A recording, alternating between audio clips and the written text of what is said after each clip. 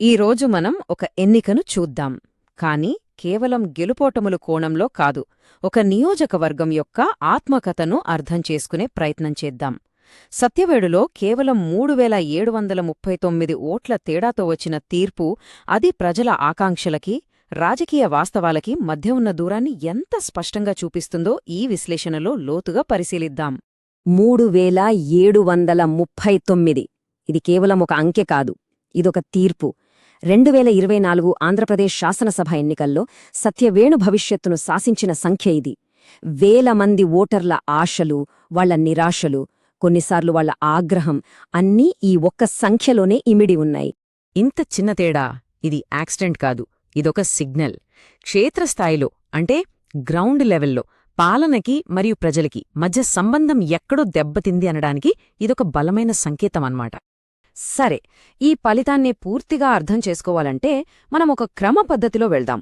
ముందు ఆ ఓట్ల తేడా దగ్గర మొదలుపెట్టి, ప్రజల ఫిర్యాదులేంటి, ఓటమికి అసలు కారణాలేంటి, భవిష్యత్తులో ఏం చెయ్యాలి, ఇలా ఒక్కొక్కటిగా విశ్లేషించుకుంటూ వెళ్దాం. ముందుగా మనం సత్యవేడు గురించి మాట్లాడుకుందాం. అసలు ఈ నియోజకవర్గం ఎక్కడుంది, దాని ప్రత్యేకత ఏంటి? ఇది ఆంధ్రప్రదేశ్, తమిళనాడు సరిహద్దులో ఉన్న ఒక ఎస్సీ రిజర్వ్డ్ నియోజకవర్గం. ఈ భౌగోళిక స్థానమే దీనికి కొన్ని అవకాశాలని, కొన్ని సవాళ్లని కూడా ఇస్తోంది. చెన్నై లాంటి మహానగరానికి దగ్గరగా ఉండటమంటే ఆర్థికంగా ఎదగడానికి బోలెడవకాశాలున్నట్టే లెక్క. కాని కాగితాల మీదున్న అవకాశాలకి, అక్కడి ప్రజల నిజ జీవితానికి మధ్య చాలా తేడా ఉంది. వాస్తవం మరో కథ చెప్తోంది. ఈ అంకెలు చూడండి. టీడీపీకి 46% పైగా, వైఎస్సార్సీపీకి 44% పైగా. తేడా కేవలం 2%. అంటే ఈ పోటీ ఎంత తీవ్రంగా జరిగిందో అర్థం చేసుకోవచ్చు. ప్రతి ఒక్క ఓటు ఎంత విలువైందో, ప్రజల నాడిని పట్టుకోవడంలో చిన్న పొరపాటు జరిగినా ఫలితం ఎలా తారుమారవుతుందో ఇది స్పష్టం చేస్తుంది. అంకెలు మనకు కథలో ఒక భాగం మాత్రమే చెప్తాయి.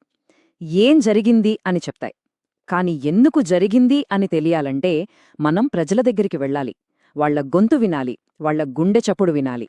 ఇవి కేవలం ఎవరో రాసిన మాటలు కాదు, గ్రామాల్లోని ప్రజల రోజువారీ ఆవేదన. ఆగిపోయిన అభివృద్ధికి, వాళ్ల రోజువారీ కష్టాలకి ఇది అద్దం పడుతోంది. వాళ్ల గొంతులో వినిపించిన మాటలివి. ఉదాహరణకి ఈ 2 విషయాలు చూద్దాం. టీటీడీ కళ్యాణ మండపం, అది కేవలమో ఒక బిల్డింగ్ కాదు, వాళ్ల సాంస్కృతిక జీవితంలో, వాళ్ల నమ్మకంలో ఒక భాగం. అది మధ్యలో ఆగిపోవటమంటే వాళ్ల నమ్మకాన్ని ఉమ్ముచేయడమే. అలాగే శ్రీ సిటీ కోసం భూములిచ్చిన రైతులు, ఉద్యోగాలొస్తాయి, జీవితాలు బాగుపడతాయి అనుకున్నారు. కాని ఏదీ జరగనప్పుడు అభివృద్ధి పేరుతో మమ్మల్ని మోసం చేశారనే భావన వాళ్లలో బలంగా నాటుకుపోయింది.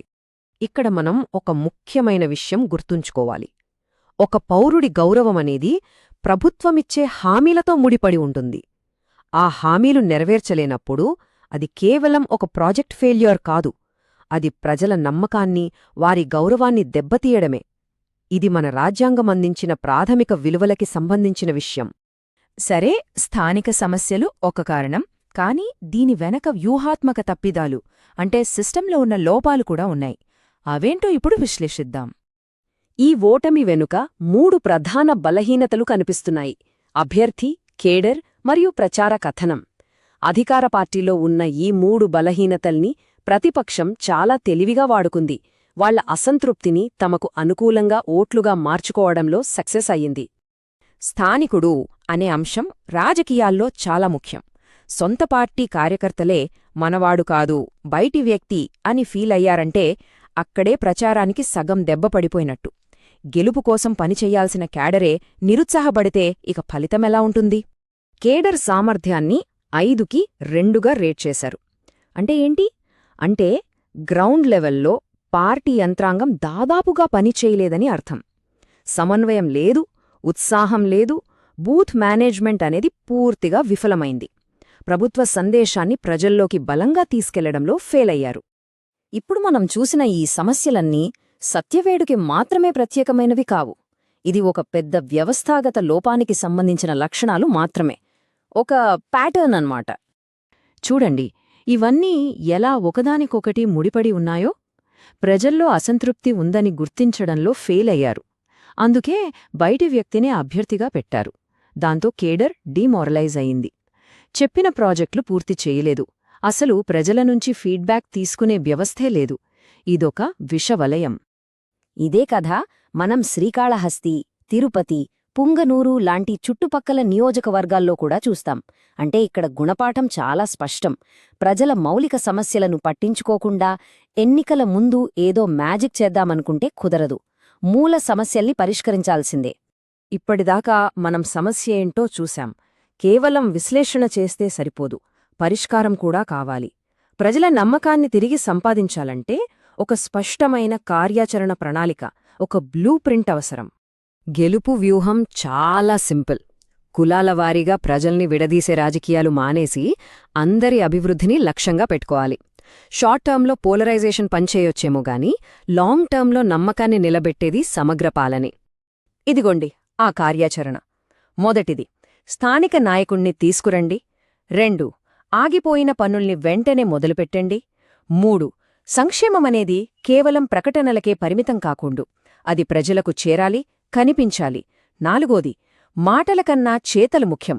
గ్రీవియన్సెల్స్ లాంటివి పెట్టి ప్రజలకు అందుబాటులో ఉన్నామనే భరోసా ఇవ్వాలి. అయితే ఈ రోజుల్లో ప్రజల్ని చేరుకోవటమంటే కేవలం ఇంటింటికి వెళ్లడమే కాదు, డిజిటల్ మార్గాలు కూడా ఉన్నాయి. కానీ ఇక్కడ మనం చాలా బాధ్యతగా ఉండాలి. భారతదేశ డేటా ప్రొటెక్షన్ చట్టాల ప్రకారం ఓటర్ల గోప్యతను, వారి సమ్మతిని గౌరవించడం తప్పనిసరి. వారి వ్యక్తిగత సమాచారాన్ని వారి అనుమతి లేకుండా వాడటం వారి హక్కుల్ని ఉల్లంఘించడమే. మొత్తం మీద ఈ సత్యవేడు కథ మనకు ఏం చెబుతోంది? ఇది కేవలం ఒక నియోజకవర్గంలో గెలుపోటముల కథ కాదు. ప్రజాజీవితంలో ఉన్న ప్రతి ఒక్కరికీ ఇదొక హెచ్చరిక, ఒక గుణపాఠం. చివరిగా ఈ ఒక్క ప్రశ్న: పాలన అంటే కేవలం డబ్బులు పంచటమా, పథకాలివ్వటమా, లేక ప్రతి పౌరుడితో ఒక నమ్మకమైన, జవాబుదారీతనంతో కూడిన బంధాన్ని నిర్మించుకోవటమా? సత్యవేడు ప్రజలు తమ ఓటుతో దీనికి సమాధానం చాలా స్పష్టంగా చెప్పారు. పథకాలు అవసరమే, కాని గౌరవం, నమ్మకం, జవాబుదారీతనం అంతకన్నా ముఖ్యమని చెప్పారు. మీరు ప్రజల కేంద్రీకృత నాయకుడిగా మారి మీ నియోజకవర్గాన్ని ఉన్నత స్థాయికి తీసుకురావాలనుకుంటే blueprintstrategies.ai ని mgr@blueprintstrategies.ai వద్ద సంప్రదించండి, లేదా 0804204160 కి కాల్ చేయండి. Purpose beyond politics.